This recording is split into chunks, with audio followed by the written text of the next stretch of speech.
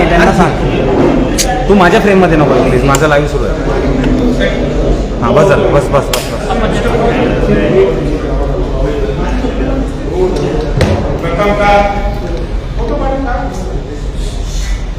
महाराष्ट्रातल्या सर्व जनतेचं मनापासून आभार व्यक्त करतो. इतकं पुढे माझ्यावर त्यांनी दिलेले हे कदापि विसरू शकत नाही.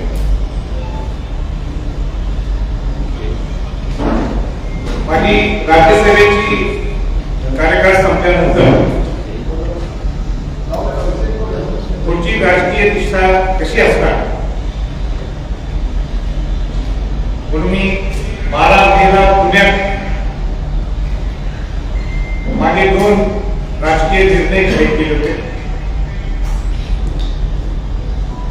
त्यातून मी सांगितलं की येणाऱ्या राज्यसभेच्या इलेक्शन मध्ये मी अपक्ष म्हणून उमेदवार म्हणून पुढे आहे. एका पुण्यातल्या पत्रकारांनी माझी पत्रकार परिषद ऐकल्यानंतर विचारलं की राजा हा तुझा भाबडेपणा नाही का? आणि मी म्हटलं हो, पण मला सगळे गणित नाही होते. पुढचा प्रवास किती खडतर आहे,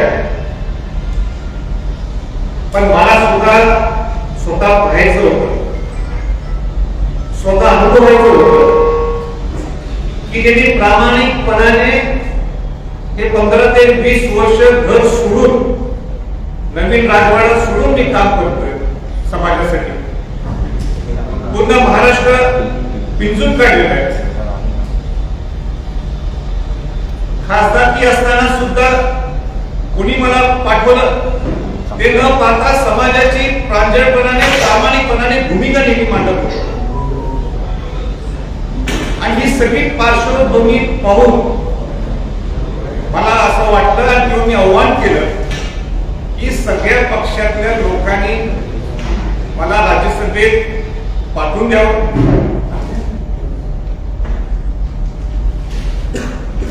आणि डेट्स डिक्लेअर झाल्या राज्यसभेच्या. मुंबईला आलो मी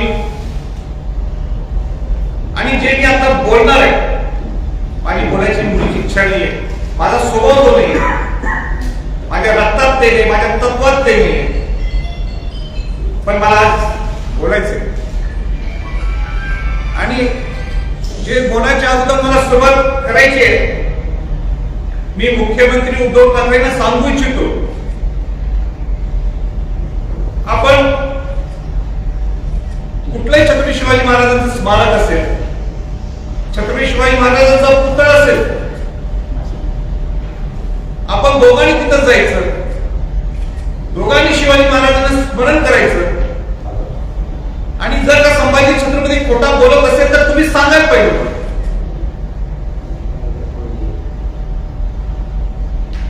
आणि जे मी बोलणार आहे ते मला आवडत नाही, पण तरी सांगतो, पण मला बोलावं लागते. इथं आल्यानंतर 2 खासदार मुख्यमंत्रीजींनी माझ्याकडे पाठवले. आमची मीटिंग ओबेरॉयमध्ये झाली आणि त्यांनी दोघांनी सांगितलं मला की त्यांची इच्छा आहे की आपण शिवसेनेत प्रवेश करावा आणि उद्याच्या उद्या तुमची उमेदवारी आम्ही जाहीर करू.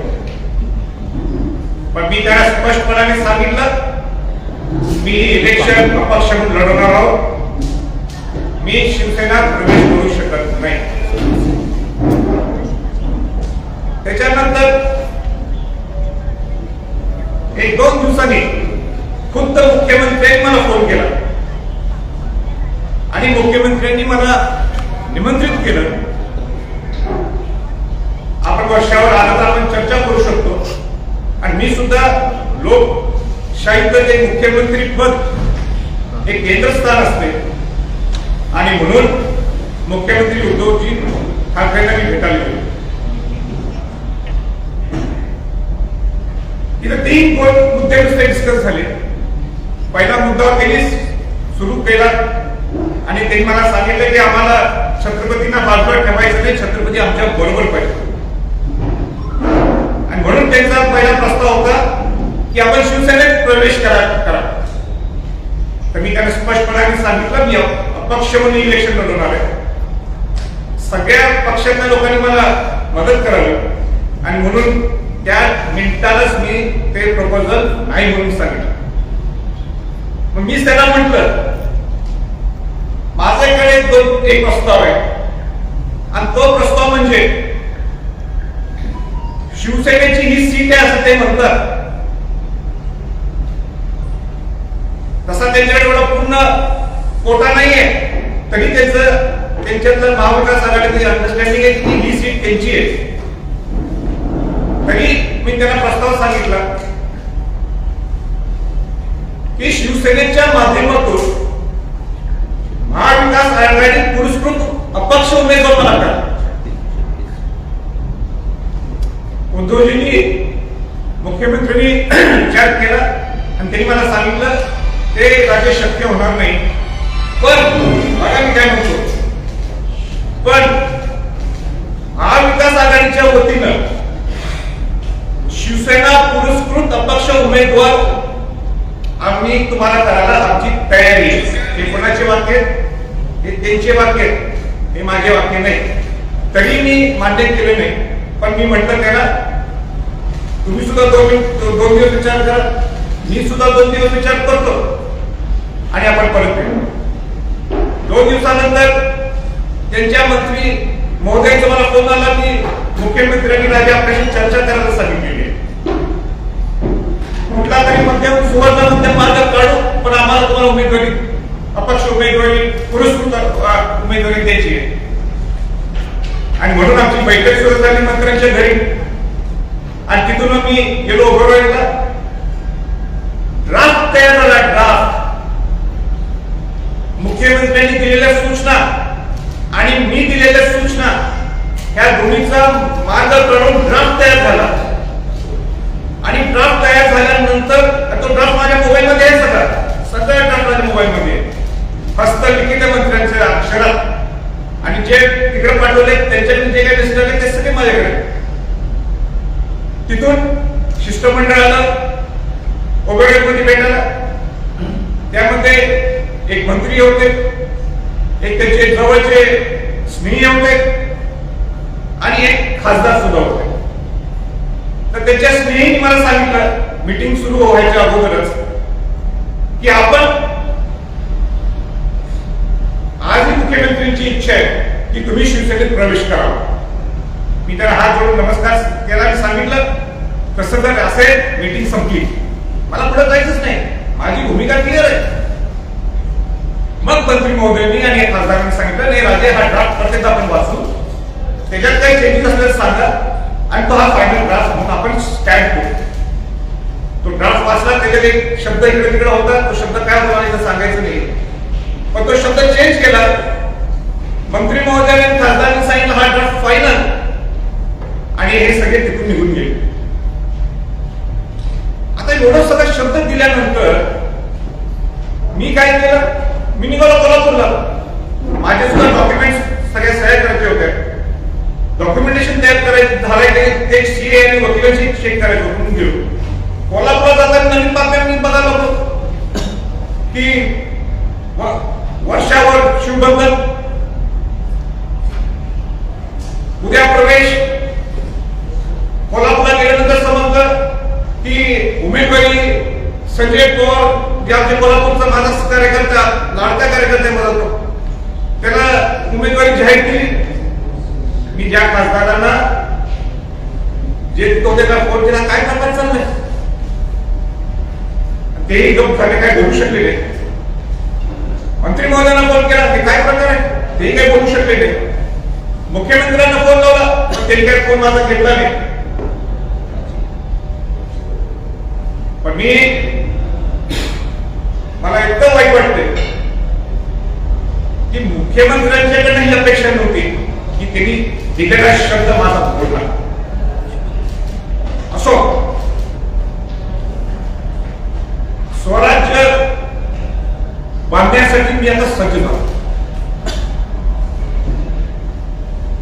विस्थापित मावळा यांना स्वराज्य संघटित करण्यासाठी मी आज मोकळा होतो. मला आठवते 2009 ची इलेक्शन, मी लोकसभेची इलेक्शन झाल्यानंतर मी पूर्ण महाराष्ट्र विद्युत काढला. लोकांनी पुढे दिलं. लोकांची इच्छा होती की हे शेतकरी, हे कष्टकरी, हे कामगार, हा ग्रामीण भागातला हा समाज, हा ग्रामीण भागातला युवक, शहरी भागातला युवक, या सगळ्यांना तुम्ही संघटित करा. ही मला आज आलेली संधी आहे. मला त्याच्यावर कोणाच्यावरही द्वेष नाहीये. हा एक लाईफचा एक भाग आहे. कोणाच्यावर मला द्वेष नाही. माझी स्पर्धा ही माझ्या बरोबर. आणि म्हणून या विस्थापित मावळ्यांना संघटित करण्यासाठी स्वराज्य ही स्थापना करून या गोरगरीब लोकांसाठी न्याय देण्यासाठी, न्यायाच्या विरोधात जे लढतात त्यांच्यासाठी पाठीशी राहण्यासाठी मी ठामपणाने या स्वराज्याच्या माध्यमातून उभा राहिला. मी ज्या आमदारांनी सह्या केल्या, ज्या आमदारांनी सह्या केल्या माझ्या फॉर्मवर, त्या आमदारांचा मनापासून मी आभार करतो. आयुष्यभर त्यांच्या मी पाठीशी राहिला. केव्हाही हात एक द्यावी. संभाजी छत्रपती त्यांच्या सेवेशी असतात.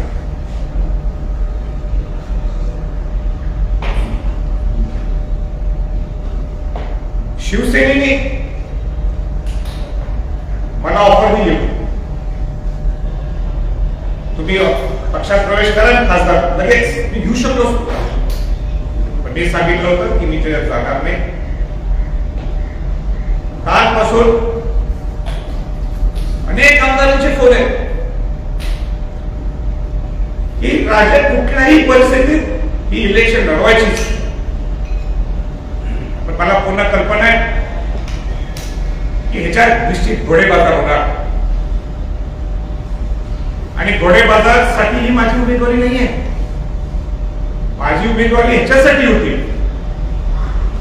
की सगळ्या पक्षातल्या लोकांनी मला मदत करावी. देशाला माझं व्यक्तिमत्व आहे ते लक्षात ठेवून तुम्ही मला मदत करा. पण ते होताना काही दिसत नाही. आणि घोडेबाजारी होऊ नये म्हणून मी या निवडणुकीच्या समोर जाणार नाहीये. पण ही माघार नाहीये, हा माझा स्वाभिमान आहे. मला वाटते मी भरपूर सगळ्या गोष्टी आपल्याकडे मांडले. आपले काही प्रश्न असतील तर मी बोलतो. शिवसेनेमध्ये नेमका कोणावरती राग आहे, कोणामुळे संपूर्ण जी मागची गोष्टी विस्कटली, हा विषय आता काल बाहेर झालाय. मला याच्यात खोल जायचं नाही. मी जे काय बोलायचं तुम्हाला बोललोय. तुम्ही मुख्यमंत्री म्हटले नाव पुढे आणा, तर मी नाव पुढे आणायची माझी तयारी. मला आता तो विषय संपला माझा. परंतु अनुमोदक आमदार कोण कोण होते? तुमचे अनुमोदक आमदार कोण कोण होते? त्या आमदारांची इच्छा आहे की मी ते नाव न सांगावं आणि का प्रेशर टाकावं त्यांच्यावर. मी सांगितलं तुम्हाला की ज्यांनी सह्या केलेत त्यांच्यासाठी मी ठामपणाने त्यांच्या मागोवा. पण राजे, तुम्ही ज्यावेळी खासदारकीचा कार्यकाळ संपला त्यावेळी भाजपच्या नेत्याची देखील भेट घेतली होती. भाजपने देखील भाजप पुरस्कृत किंवा भाजपमध्ये येऊन तुम्ही राज्यसभा घ्यावी अशी मागणी केली होती. शिवसेने देखील तीच मागणी केली. पण शिवसेनेत नाराजी आहे तर भाजपावर नाराजी नाही का? मी कोणाशीही पुरस्कृत मला करावं म्हणून सांगितलं. मी सगळ्यांना आव्हान केलं होतं, विनंती केली होती की माझी कार्य पद्धती पाहून आपण सर्वांनी मला मदत करावी. माझी कोणाच्या नाराजी नाही, अजिबात कोणाच्या नाराजी नाही. मी तो उलट आता मोकळ झालोय. मी आता मोकळ झालोय स्वराज्याच्या संघटित करायला. आता मला काही हे नाही, कोणाच्या माझी नाराजी नाही. बीजेपीला सुद्धा अनेक आमदारांचे मला फोन आले का, पण मी फोन करू शकलो असतो किंवा त्यांनी मला संपर्क साधला असता. पण मला आता त्यात काय इंटरेस्ट नाही. राजे, कालच भाजपने भाजपच्या प्रदेशाध्यक्षांनी जाहीर केलं की आम्ही तिसरा उमेदवार देऊ शकतो आणि तो जिंकूनही आणू शकतो. तर तुमचं भाजपच्या नेतृत्वाची काही चर्चा? माझी कोणाशी चर्चा झाली नाही. तिने काही माझ्याकडे चर्चा केलेली नाहीये आणि मला चर्चा करायची आहे. खासदारकीचा विषय संपलाय असं म्हणायचं आता. ते त्याची बोललो आपण काय बोलायचं पण माझ्यासाठी खासदारकी महत्वाची नाहीये. मला खासदारकी दिलीच होती ना, मी घेतली नाही ती खासदारकी. माझ्यासाठी माझी जनता महत्वाची आहे, माझा विचार महत्वाचा आहे आणि स्वाभिमानाने मी राहणारा संभाजी छत्रपती आहे. कोणाची तर खाली वाकून घेऊन मी खासदारकी देऊ शकत नाही. सन्मानाने मी राहणारा माझं व्यक्तिमत्व आहे आणि म्हणून मावळ्यांना संघटित करण्यासाठी स्वराज्य सज्ज.